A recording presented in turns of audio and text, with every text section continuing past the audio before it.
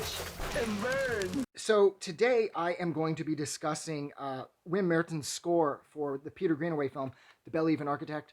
And the reason that I'm choosing to do this instead of choosing is because I'm an idiot. The reason I'm choosing to talk about this score is because right now, as a matter of fact, I'm watching the movie again. I've been going through all of the Greenaways that I love, and that being The Belle-Even Architect, of course, The Cook, The Thief, His Wife, and Her Lover, and my personal favorite, A Z in Two Knots, where the score was done by Michael Nyman, and I will definitely have a video discussing the score for A Z in Two Knots because that score is perfect sounding, and it complements the movie so well. As does this. This is the only one that Mertens did for Greenaway, which traditionally, I wish he'd done a couple more, at least one more, because this fits so perfectly.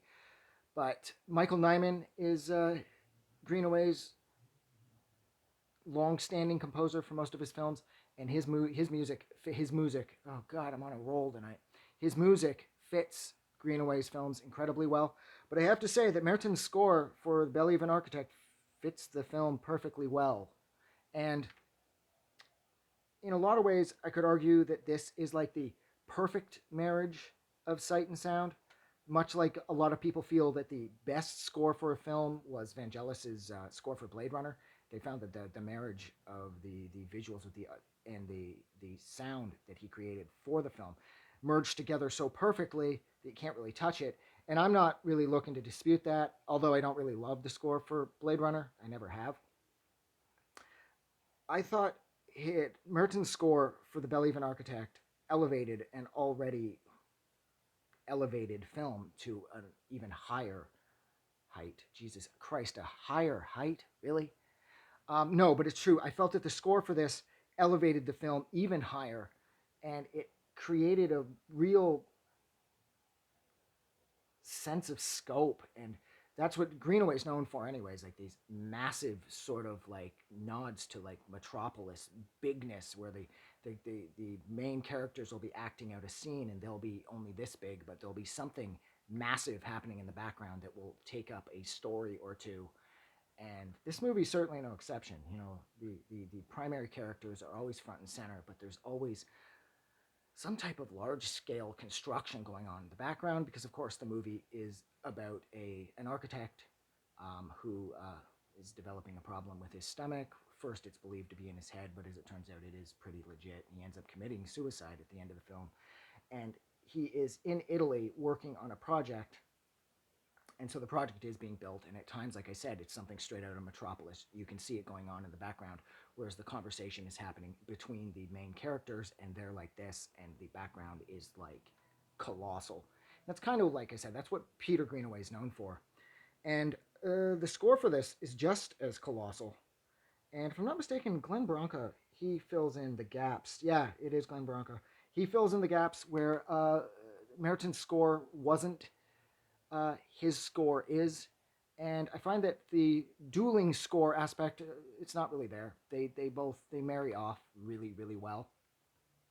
And this, of course, there's so many tracks on here that I love, but my favorite is Birds for the Mind, and I think that's probably most people's favorite track off here. Even though I could argue that a lot of people would say Struggle for Pleasure, but technically Struggle for Pleasure wasn't written for this film. Struggle for Pleasure was just part of the album that he released that was pretty much, I guess, Merton's claim to fame, even though composers like him don't really seek or care about fame. But nonetheless, that song was a legit hit back in the 80s to some degree, and that was the one that sort of established him. And that's used incredibly well. But I love this movie, and that's what I'm sorry, I keep looking over at it. I love this movie, and I love how the score is married so perfectly to it, and how, like I said, it elevates things even more so than the film would on its own. With if the movie was scoreless, this movie would still be setting the bar rather high. And then you toss in Merton's score, and this just soars. And yeah, so I'm going to go. So thank you so much for listening to me ramble about this.